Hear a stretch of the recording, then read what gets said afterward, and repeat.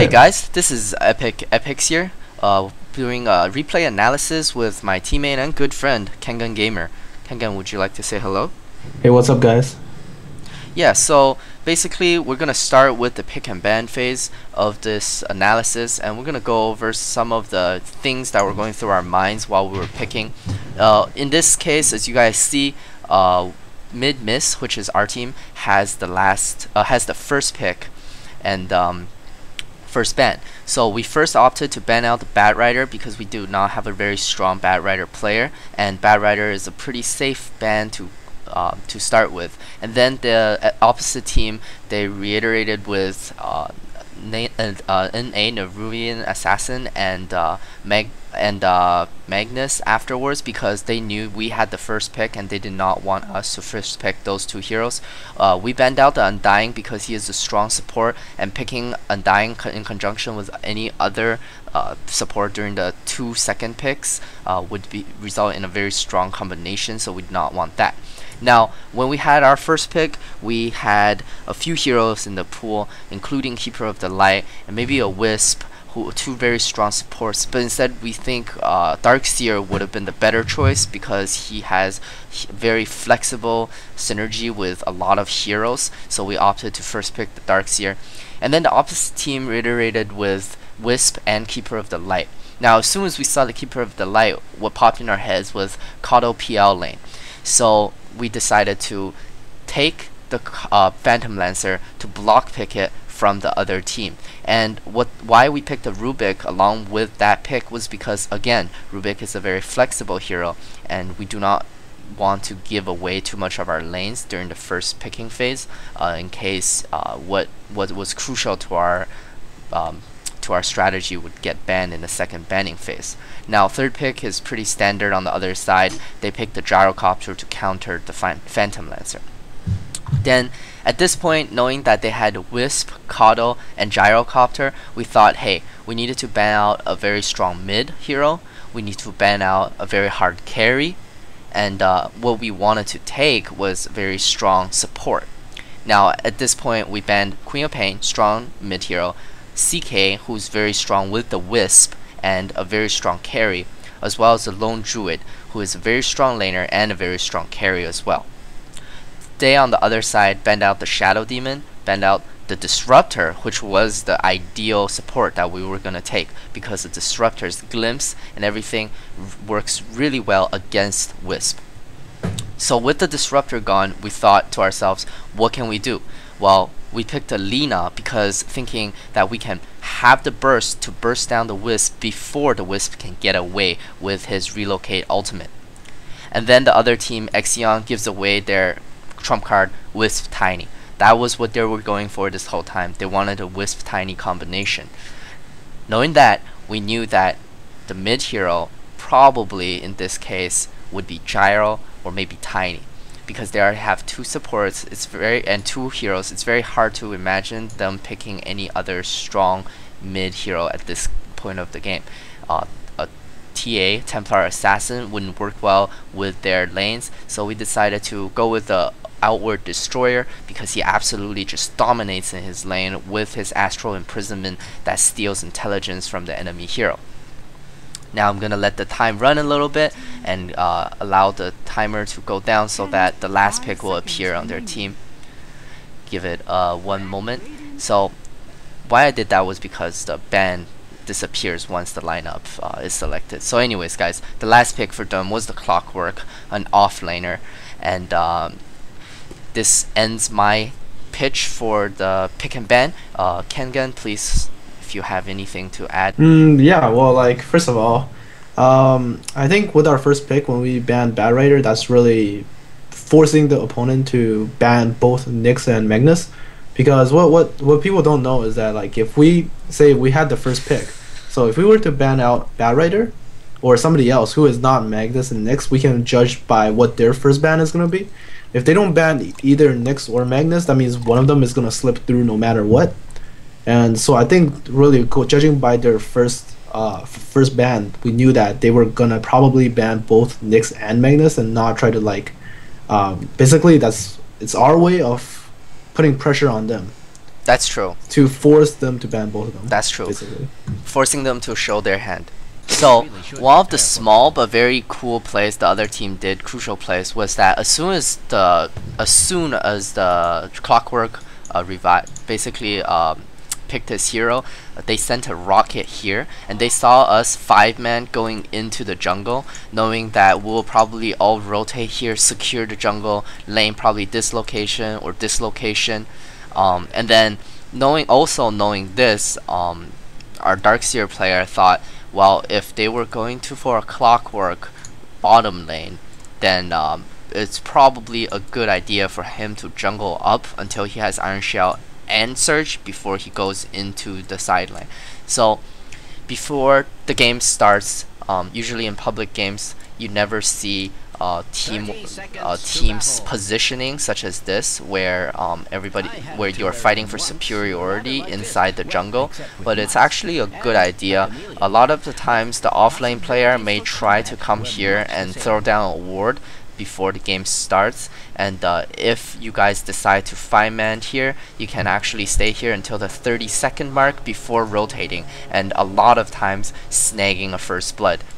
Okay, so basically what happened here is that both of our supports, we were trying to go on clock because we have a tri-lane bot, and basically Rubik and I kind of try to go after the clock into the side shop, where he is probably going to cut a tree around and go back out that way, but unfortunately he lifted, and then I was not in position to hit my stun to follow up, and then I ended up eating quite a bit of damage from the creep wave because of that. So I mean, at this point, Clockwork has like really two creeps of, two melee creeps worth of EXP, and but it's not a huge deal because we are still zoning him out, and he is pretty much not getting his level 2 until way later.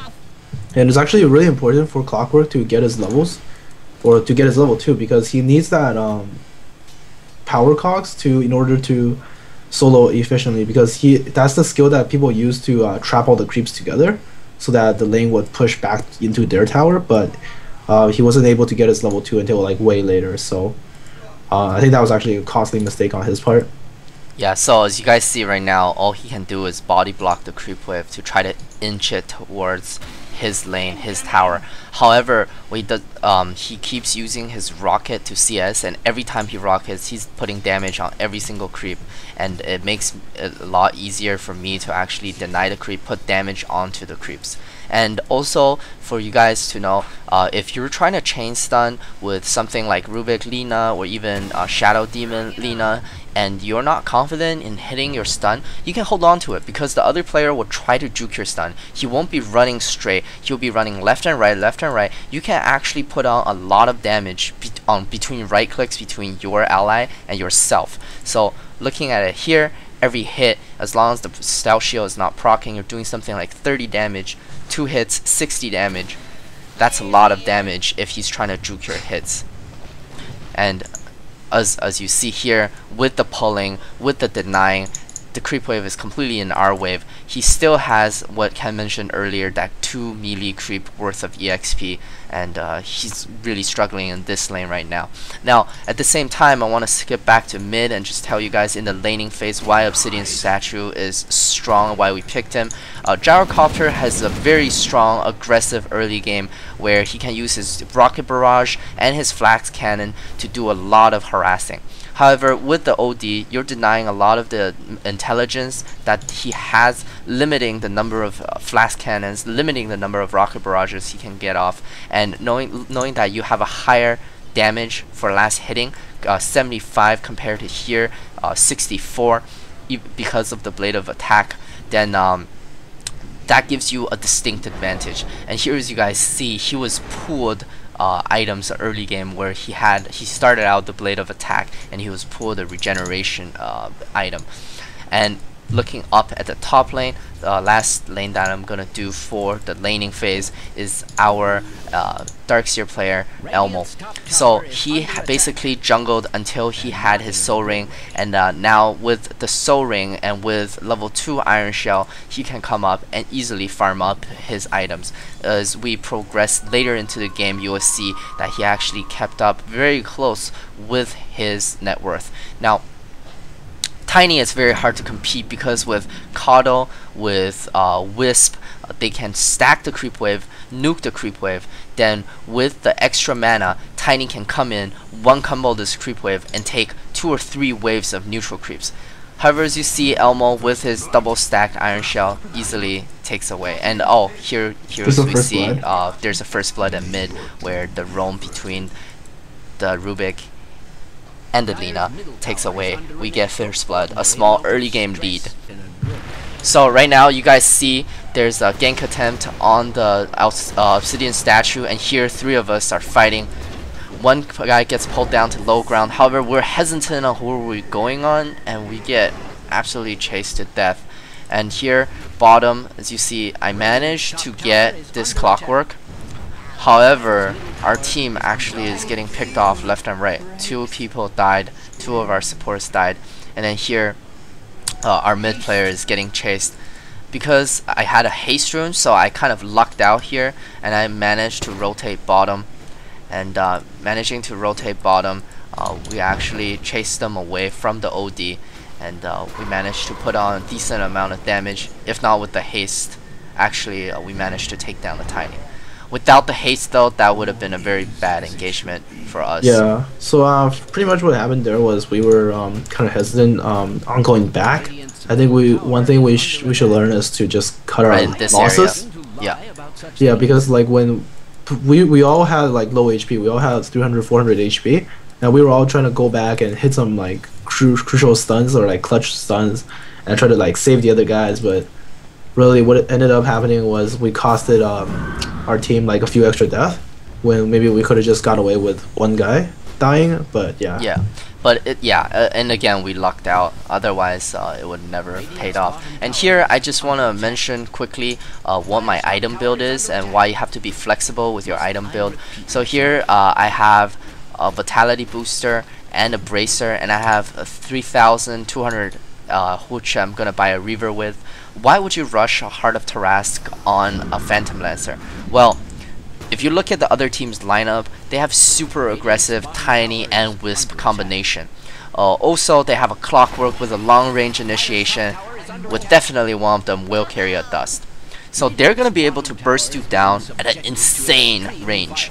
As you know, Tiny Wisp, a global range. If you go, say for example, you know, a Diffusal Blade first, well, Wisp Tiny come behind you, Dust, you're dead, right? However, as you guys see, with the Phantom Lancer with the Heart up, I'm gonna have nearly 2k HP, and it's gonna be near impossible for him to just nuke me down with his 2 combination. And sometimes switching up your item build is very crucial depending on the matchup you have. Yeah, for sure. I think one thing about the item build was that like what the Heart did for you and our team was that it made you able to farm better during the early game stages. Like Wisp and Tiny wasn't just gonna TP on you and then just kill you right away with their combo. And what that obviously that does is that it gives us enough time for the supports to teleport in and of course get a counter gank off. So I think that was actually quite important and a good skill build to go. Yeah, the only problem is during the team fights, as you guys are gonna see now, I don't dish out any damage, I just survive. So that's a trade-off. Yeah, that just means I'm gonna be less effective early game. However, it'll be more certain that I will get to the late game stage. As you guys saw, without my items, I would have died, right? There were Kata blasts left and right, rockets, tosses, and just including Wisp and the Flask Cannon barrage, the Flask Cannon attacks, and massive damage. Here, you guys will see another engagement. Like what I talked about, the huge range of the Clockwork, bam, hits our mid player. but with the Obsidian Statue with Astral Imprisonment, it gives him enough survivability and enough time for the supports to rush over to make it bad engagement for them. Now, coming up, there's some pretty funny stuff that happens, and I'm not gonna give it away now, but a team fight ensues. I teleport in with I teleport in, and then here comes the wall, Lina stun, Rubik pickoffs. We start to chase. Looks like a great engagement for us. Tiny is out of mana. Tiny gets picked off. 2 heroes, very low HP. Comes in, picks off the Wisp. 2 for nothing trade. Low HP on the mid tower. You know, decide to push. Yeah, this is pretty much where our mistake kicked in. As you can see here, we see somebody charging up a blast. And you know what? That's actually going to get him a triple kill. Right there and then. So, you know, sometimes with a good engagement afterwards, you still need to be very careful with your positioning, very careful with what you have to do. You know, engagements like that should never happen. Why did that happen? Well, we got cocky. We saw 2 people dead. What can I do? We didn't think, hey, let's check our own HPs. Hey, let's check our positioning. You know, maybe we're out of position. So very important for you guys to look out. Sometimes a 2 for nothing engagement, you know, you can just walk away with that win, but instead it turned to a 3 for 2 on advantage for the Dire side. Well, it's a heat of the moment kind of thing, you know, like once you get 2 kills, you're like, oh shit, we got this, let's keep going. And you know, also there was a huge like 20-minute pause before this. Yeah, you guys couldn't see this. There was a huge pause. Yeah, everybody had rust. Their team, our team. It was kind of funny. So as you guys see, it's 27 minutes, and our carry, myself, Phantom Lancer, got his Diffusal Blade, and they're now rushing to push in. Phantom Lancer can split push very well. However, he, before getting Diffusal Blade, cannot team fight. So here with the Diffusal Blade and with the heart, as you see, I can tank up all the nukes from the Tiny, and I can actually just stand and fight. Despite 3 people dying, you know, I can soak up his damage and still deter the push. Now this is very important. Now imagine if I went for, say, a Radiance, you know, and Vanguard, I would not be able to do this, and I would be way less effective. And with our wall, with my images, and now me healing up, we deter a push at 20-something minutes. This is crucial. Again, why? Because early game nuking powers of them are huge, and without a late game, during the mid game, we're at a huge disadvantage from their nukes, from Flask Cannon, from Rocket Barrage. Ken, do you want to add anything to our mid game? Well, I think it was pretty actually even until the early game wise. I think we lost, and once, even though we did get a few pickoffs off their mid hero, basically what happened was they got our tier 1 top really fast, and I think we were just like losing in terms of the support gold. Kato had a bunch of gold from stacking and just jungling, and as well as, you know, like pretty much like our support was just roaming. And yeah, and I want to confirm what you're saying here by showing that on the gold graph we actually were below the Dire for I think during the beginning, right? Yeah, from 7 minutes up until 20-something minutes when my PL got the heart, and I was able to actually overtake the Tiny in terms of net worth. However, experience-wise, we were ahead the entire game. Which I think that's because first of all, Clock didn't do a good job really soloing bot. He wasn't getting any XP. He was pretty much the same level as our support players. So that shouldn't happen. Ken was saying that usually for an offlane player, you need to level this power cog first and cog your lane creeps so that the enemy creeps decides to push towards you. However, opting for the rocket flare for the early vision, as we showed earlier in this replay analysis, you know, that was the trade-off. And thinking that we won't properly zone him out was a mistake, and he paid for it very dearly by, you know, being completely denied of all experiences.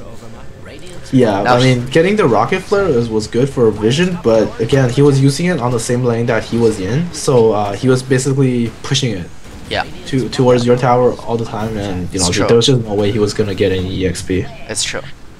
And you guys see, it's 30 minutes with the heart, you know, we're putting in some damage, but the Tiny, with his huge club, his huge Aghanim Scepter, he's able to dish out, you know, huge damages to buildings. But again, you know, with the tanking items, he can no longer burst you down during the mid game. So as a carry against strong pressures from the other team, it's probably a good idea for you to tank up first.